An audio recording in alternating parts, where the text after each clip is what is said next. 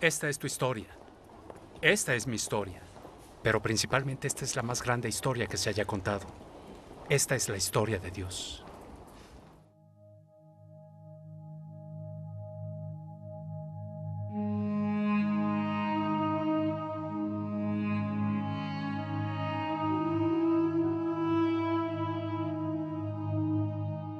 En la iglesia de Antioquía eran profetas y maestros. Bernabé, Simeón, apodado el Negro, Lucio de Cirene, Manahem, que se había criado con Herodes el tetrarca, y Saulo. Mientras participaban en el culto al Señor, el Espíritu Santo dijo: apártenme ahora a Bernabé y a Saulo para el trabajo al que los he llamado. Así que después de ayunar, orar e imponerles las manos, los despidieron. Bernabé y Saulo, enviados por el Espíritu Santo, bajaron a Seleucia y de ahí navegaron a Chipre. Al llegar a Salamina, predicaron la palabra de Dios en las sinagogas de los judíos. Tenían también a Juan como ayudante. Recorrieron toda la isla hasta llegar a Pafos. Pablo y sus compañeros se hicieron a la mar desde Pafos y llegaron a Perge de Panfilia. Juan se separó de ellos y regresó a Jerusalén. Ellos siguieron su viaje desde Perge hasta Antioquía de Pisidia. El sábado entraron en la sinagoga y se sentaron.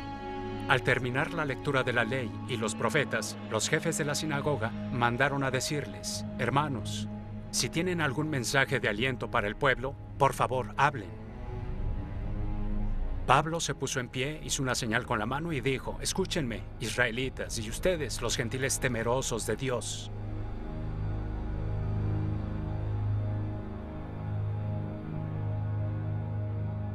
Sesión 29. La misión de Pablo. Por alguna razón, relaciono la mayoría de las historias que leo, o las cosas con las que me enfrento, a películas que he visto. Cuando leí este capítulo, de inmediato pensé en la película Aviones, trenes y automóviles.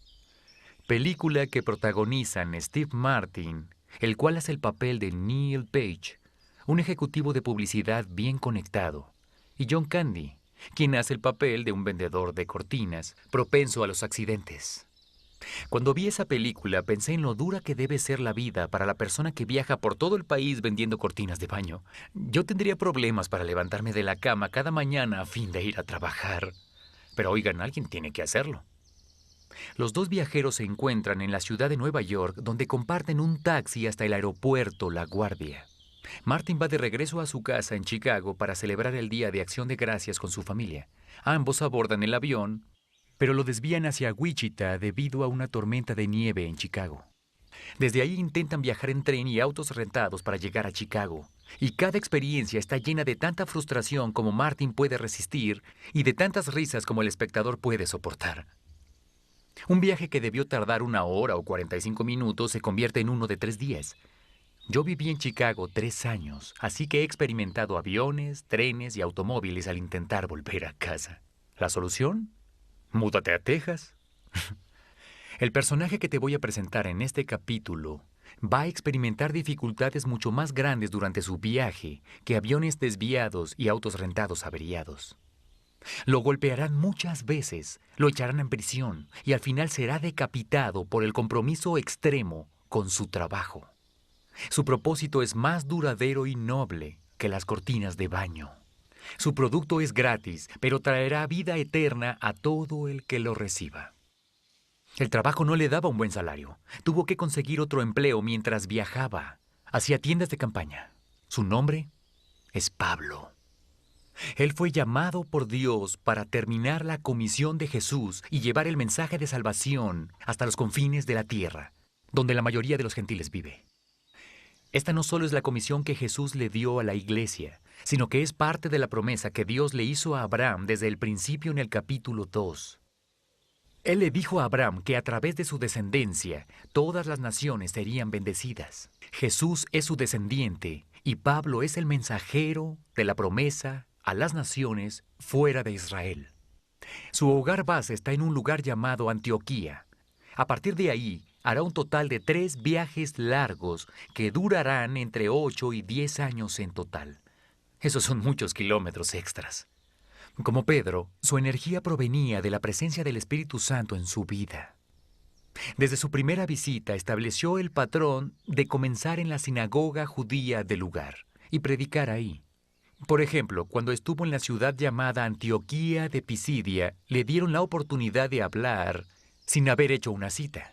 Pablo hizo una señal con las manos y luego dijo: los habitantes de Jerusalén y sus gobernadores no reconocieron a Jesús. Por tanto, al condenarlo, cumplieron las palabras de los profetas que se leen todos los sábados. Aunque no encontraron ninguna causa digna de muerte, le pidieron a Pilato que lo mandara a ejecutar. Después de llevar a cabo todas las cosas que estaban escritas acerca de él, lo bajaron del madero y lo sepultaron. Pero Dios lo levantó de entre los muertos. Durante muchos días lo vieron los que habían subido con él de Galilea a Jerusalén. Y ellos son ahora sus testigos ante el pueblo. Nosotros les anunciamos a ustedes las buenas nuevas respecto a la promesa hecha a nuestros antepasados. Dios nos la ha cumplido plenamente a nosotros, los descendientes de ellos, al resucitar a Jesús. Hechos 13, 27, 33. Por tanto, hermanos, sepan que por medio de Jesús se les anuncia a ustedes el perdón de los pecados. Ustedes no pudieron ser justificados de esos pecados por la ley de Moisés, pero todo el que cree es justificado por medio de Jesús. Hechos 13, 38, 39. ¿Qué está haciendo? Está conectando los puntos. Les está diciendo lo que Pedro le dijo a la gente en Jerusalén, que las escrituras del Antiguo Testamento apuntaban a Cristo. Todo lo que le sucedió a Jesús fue predicho en estos textos antiguos, incluyendo todo lo que lo lastimarían hasta su muerte en la cruz. Pablo conecta los puntos con lo que ocurre ahora. Así que al final le ofrece la salvación a todo el que crea. Ellos lo invitan a volver al siguiente sabbat para hablar de nuevo. La voz se corre y el próximo sábado casi toda la población se reúne en la sinagoga. Pero como sucede con los buenos esfuerzos en la vida, los maestros locales tuvieron celos y comenzaron a crearle problemas a Pablo y sus compañeros de viaje. Cuando ya él había hecho y dicho todo, luego les dijo: era necesario que les anunciáramos la palabra de Dios primero a ustedes. Como la rechazan y no se consideran dignos de la vida eterna, ahora vamos a dirigirnos a los gentiles. Así nos lo ha mandado el Señor. Te he puesto por luz para las naciones, a fin de que lleves mi salvación hasta los confines de la tierra. Hechos 13, 46, 47. ¿De dónde sacó esa cita? De Isaías capítulo 49, versículo 6. Ese plan se estaba gestando desde el principio. Isaías estaba hablando de la misión de Pablo 700 años antes. Pablo simplemente alineó su vida a la historia superior de Dios. Sin embargo, hablarles a los gentiles sería un reto diferente. No podría darles el mismo mensaje. Los gentiles no tenían el mismo antecedente, no conocían las historias del Antiguo Testamento, no sentían gran aprecio por Abraham y Moisés. No adoraban a Jehová, ni estaban esperando un Mesías. Ellos jugaban con reglas diferentes, adoraban a dioses distintos. Pablo tendría que ajustarse, y eso fue lo que hizo. Su jornada lo lleva a pie y a camello. Martin y Candy nunca llegaron a tanto. Hasta la gran ciudad de Atenas. Tenía que encontrar su propio enfoque. No podía tener nada que ver con la ley, los profetas y los salmos. Entonces ve un altar con una estatua dedicado a un Dios desconocido. Ellos estaban tan inseguros de quién era el verdadero Dios que tenían una estatua para el que pudo habérseles olvidado. Pablo, de manera brillante y elocuente, comienza desde el principio con la creación. A partir de ahí los lleva a descubrir que detrás de esa creación está el verdadero y único Dios que se revela en Jesús. Algunos pensaron que era un argumento astuto y lo aceptaron. Algunos se rieron, pero otros creyeron. El mensaje de Pablo estaba cambiando radicalmente la vida de las personas en cada ciudad. Y representó un reto para el status quo que provocó que se pusieran nerviosos. Muchas personas dejaron de asistir a los servicios de las sinagogas y los templos paganos y comenzaron a visitar una pequeña iglesia que Pablo ayudó a comenzar. Las contribuciones disminuyeron. Sus viajes lo llevaron a una estancia de 2 años en Éfeso, el hogar del templo de Artemisa, el nombre griego para la diosa romana Diana. Él comenzó a hablar durante los primeros 3 meses en las sinagogas judías, pero ellos fueron demasiado obstinados para Pablo. Así que trasladó sus discursos al templo de Tirano, lo que le facilitó una gran audiencia con los gentiles. Durante ese periodo de 2 años, judíos y gentiles encontraron la fe en Cristo. Esto literalmente cambiaba no solo el clima espiritual de Éfeso, sino también el financiero. Varias personas que creían en Cristo, las cuales en su vida pasada practicaban la brujería, reunieron sus pergaminos y los quemaron públicamente.